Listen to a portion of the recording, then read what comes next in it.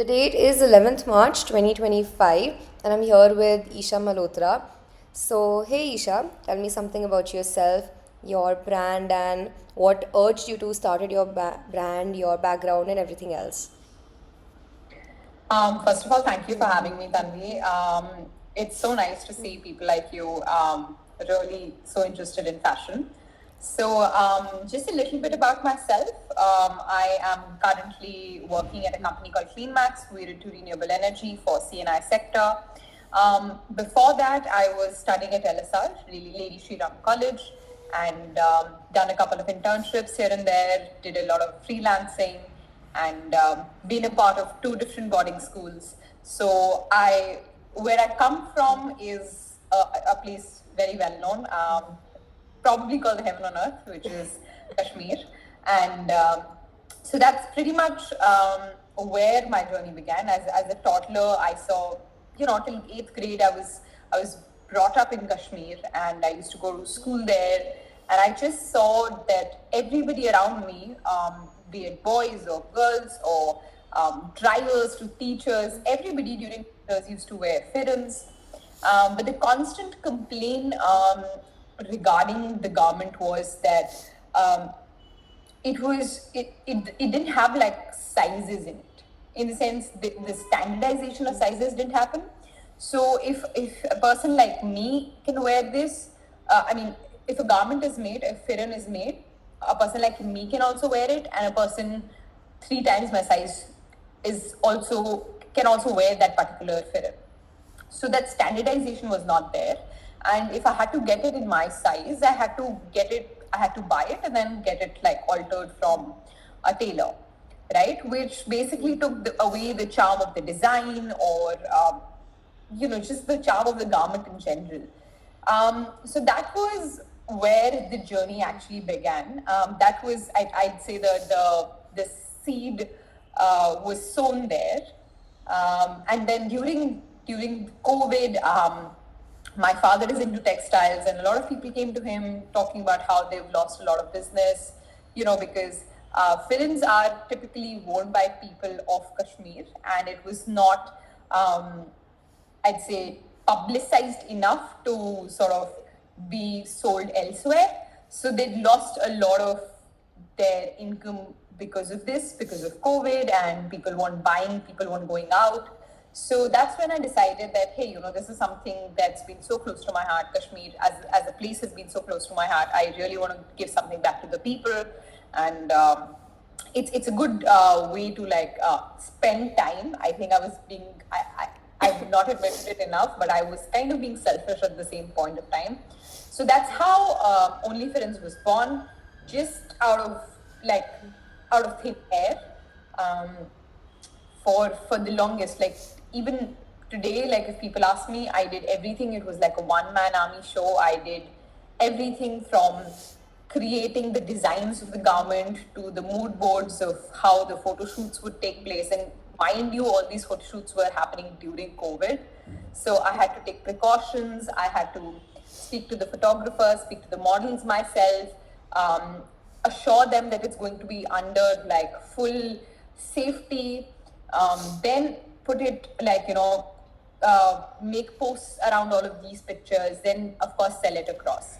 So yeah, like it was a whole journey. Of course, college and internships made OnlyFans a backseat in my life, but at the same time, I'm really, really proud of what I've done so far. It Oh, was too well, long. no, Back up. absolutely appreciate it. Just out of curiosity, so you mentioned that you saw that a lot of people lost Yeah. their income and livelihood because they're not being able to sell off that. So were they also involved in the creation process of fitteds? Absolutely. So the entire point of starting this entire thing was, of course, to spend time, but mostly to get these people some sort of income, so they can they're not hand to mouth, right? Um, so the intention was, now these are artisans which create magic with their hands, right? In Urdu we call it shafa. Shafa hai inke haath mein, right? So, or Shafa is basically magic, right? It's just the magic that they create through hands. So, you see designers like Abhinav Mishra who only work with artisans who just creating by hand, right? The sort of magic that you have with people creating by hand, I don't think you'll ever get it through a machine, no matter how developed the machine is, right? So yeah, I mean, the intention was to basically provide them income, and I worked with them. I understood what is the process of actually making these designs. In Kashmir, we do it a very old style way. They first actually draw the designs. I mean, there's a huge long process. It's like a 6-7 step process until you actually get the design on the on the cloth, and the cloth is then finally cut, and then it's sewn.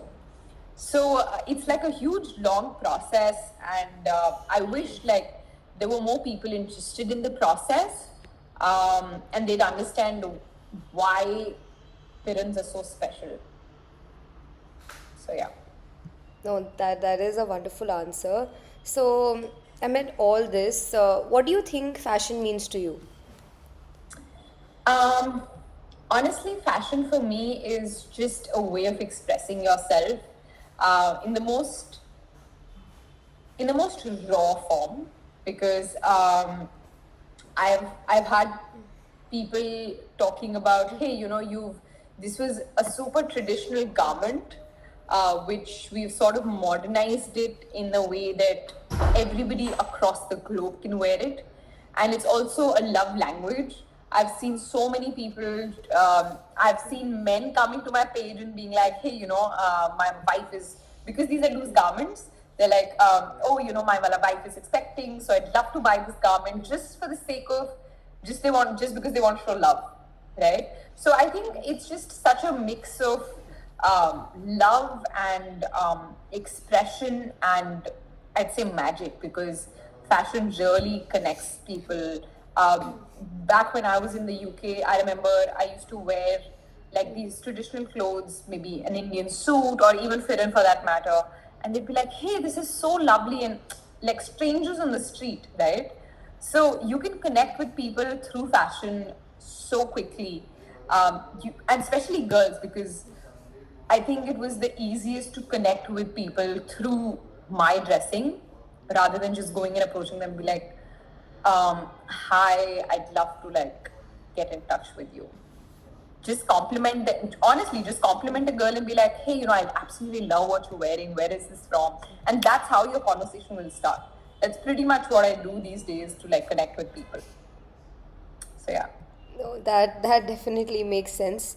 And yeah, I mean, I come from a college where we have this dress code, and you have to wear like formal kurtis and attires.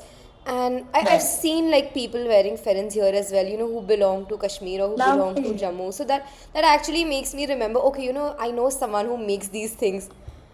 So I'm so it's glad. a good I'm thought. really happy. Yeah. All right, moving ahead.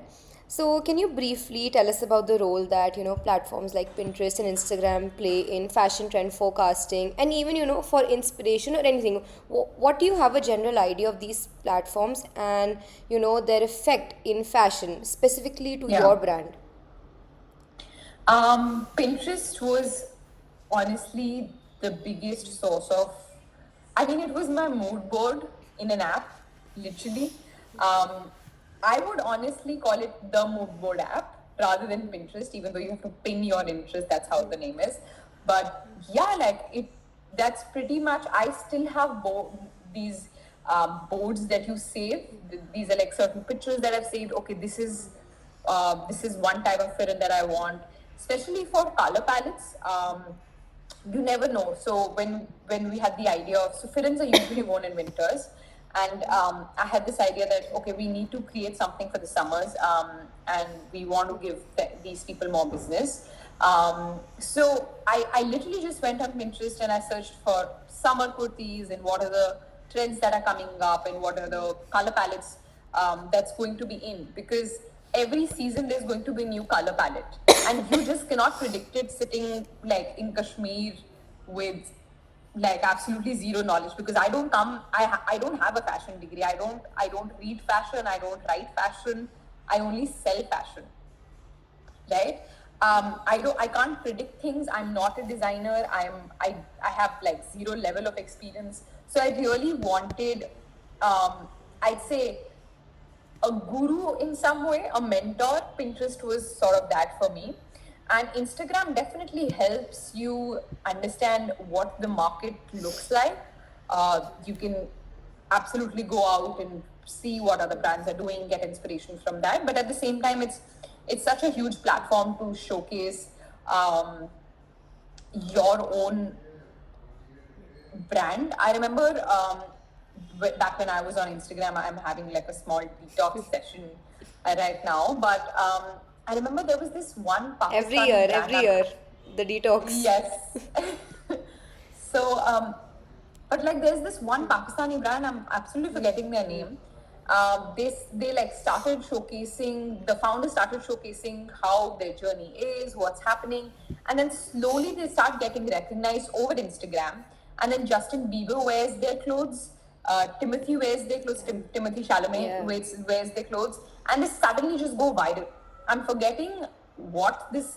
I can actually search it up if you want, but yeah. So that's pretty much like I think that's like the best example of right. It's called Rasta. Rasta.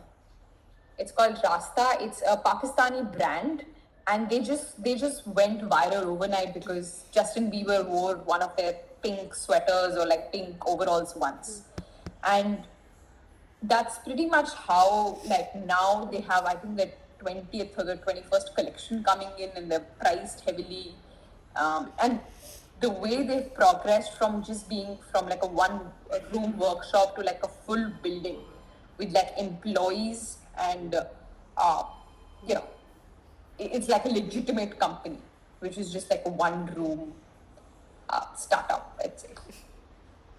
So yeah. All right. So, do you think if it weren't for Instagram or maybe apps like Pinterest, your brand would have had the same amount of global reach outside of Kashmir that you wanted to provide? Absolutely not. Absolutely not. Pinterest, in the sense, I wouldn't have understood the color palettes that are also that people also like abroad. It's very easy to sort of understand what color palettes Indians like, but very. I mean, I can't sit here and predict. Okay, what would Chanel or Dior come out with in the next season. I want to know the color palettes because I want to create certain parents which I really just want to sell abroad, right? Which might be a little heavily priced, but people outside understand what creative process goes behind all of this and how much um, work is put in it, so they're ready to pay some extra amount, right? So if I know that if I'm putting a lot of work in like the design bit of it, like I said, there are like so many steps before the design actually comes on the garment. So if I know that I'm putting so much effort in that, I want it to be sold so that I can get my worth, right, from that particular garment. So yeah, just to understand all of that, Yeah, yeah. Pinterest was like a huge support, and of course Instagram in general um, was like literally the only platform I was using to sort of publicize. So yeah.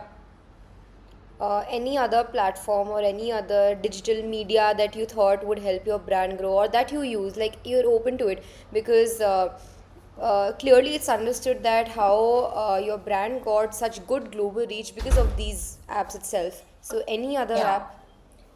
I know a lot of people use Facebook as well. There are so many Facebook groups that have started coming in play where they'll just make Facebook groups, put up their comments and whatever. So Facebook is definitely one of them. I personally did not use Facebook. I'm terrible at it. I still don't. I have an account. I don't know how to delete that account. Um, I don't know how to use Facebook. So I know a lot of people are also using Telegram to sell, wholesale material, like wholesale, like garments in bulk. But again, these are just different platforms that I never got to use because these were just, I didn't know about them. I didn't have a lot of people. Like I said, it was just a one-man army. I could only like do so much.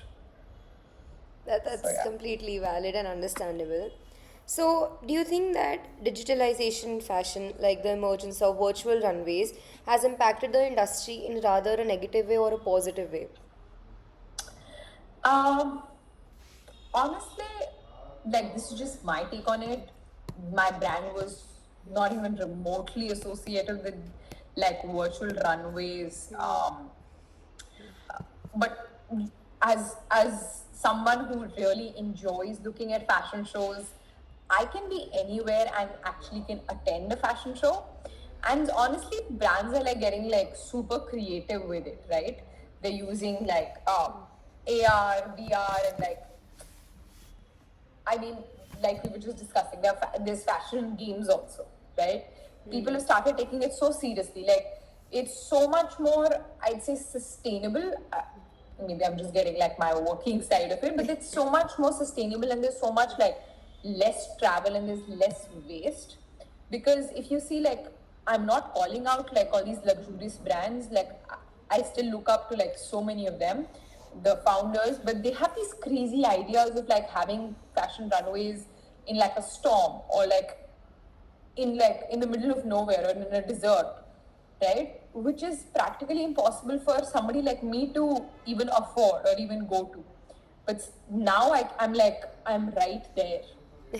That said, I get why like some people actually would say that, okay, I really miss the real runway vibe, right? You know, of course, you get to you the experience in general is like so different. You have a different kind of energy when you're like sitting in that particular area or like whatever, sitting with so many people, experiencing it in general, the fabrics or the sort of drama that I know that this one model, um, again, I'm forgetting the name of this particular show that happened.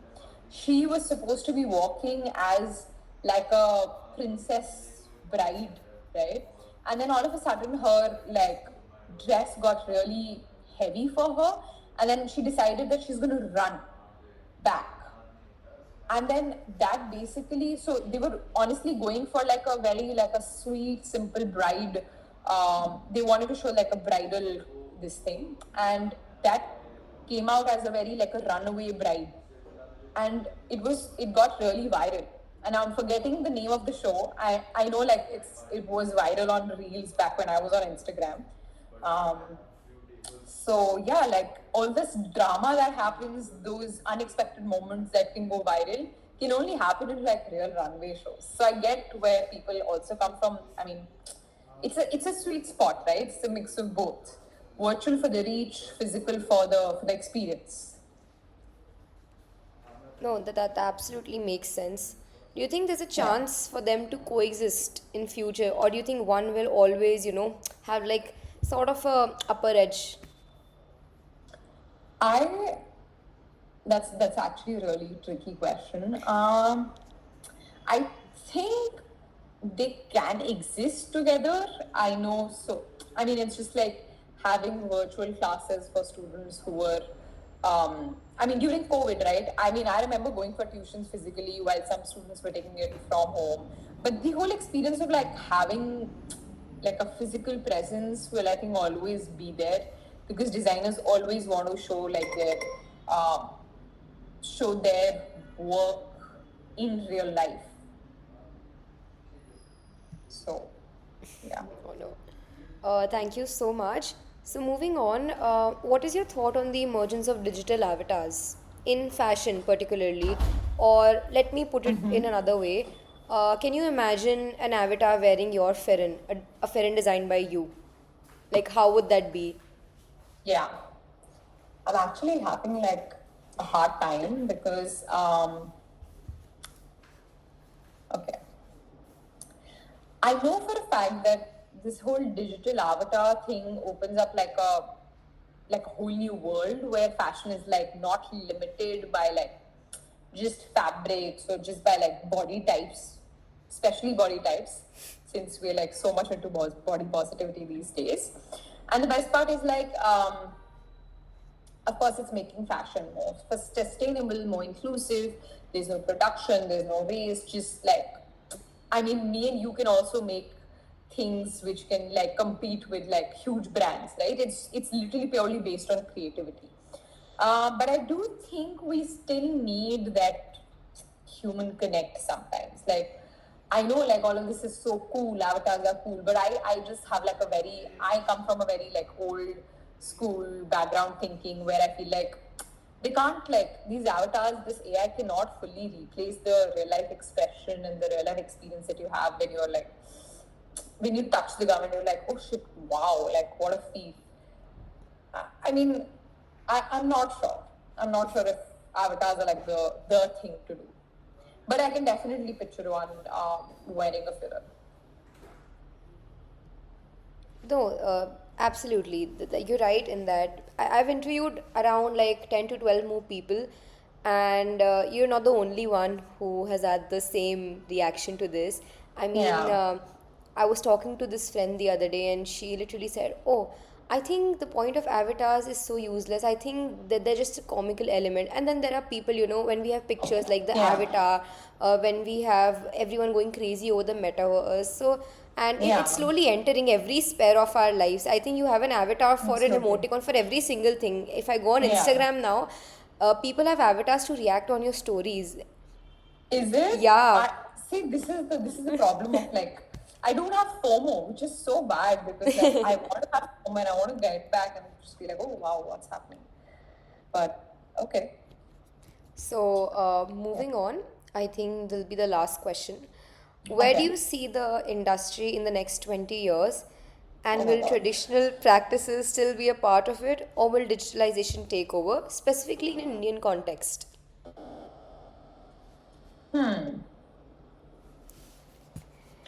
I think, okay, let me just put a disclaimer. I come from a family which solely and purely does not like online shopping in general. My mom is more like, you really want to buy it online? You can just go and like have a look so that you know how it feels. And so I come from that thinking, and I'm pretty sure like most of Indian moms are like that, where they're like, "Are you sure you want to buy it online? Maybe what if it doesn't fit you?" And then I'm like, "Mom, you can easily like get it replaced, like or you can get it refunded." She'll be like, "No, but like, do you really want to?" So I come from that thinking. In the next whatever X amount of years, I know that there is no doubt if AI is entering like other spheres so rapidly. I'm 101% sure that it will like fashion will definitely be like some mix of like of course um, the sort of physical no, let me just put it in a better way, like a craftsman like craftsmanship, like a traditional craftsmanship, and of course the AI mix, right? Like the digital innovation mix, right? There's definitely like I was looking at this keeping up with the Kardashians things, and I think like Kris Jenner was like trying to fool Chloe, saying, "Hey, I'm here, and then I'm also here." So that reminded me of like how we have those virtual try-ons. Have you seen those where Yes, yes, like you yes. can just put yourself and Yeah, then you I've can like seen them. swipe? Yeah, I think there was like a movie also based on I this. think it's more like a clueless moment, Yeah, the yeah, exactly. You app can is there, like you're choose just your sliding outfit, on. like this outfit. Yeah, Yeah. that's all. So like I'm definitely sure like these whole virtual trans. I mean, like even if I have to buy like a spectacle, this thing, I'll just go to Lenskart and you like just like scan your face and then you can easily see okay what spectacles suit me or whatever. So I mean, it's starting now. There's definitely going to be like there will be growth.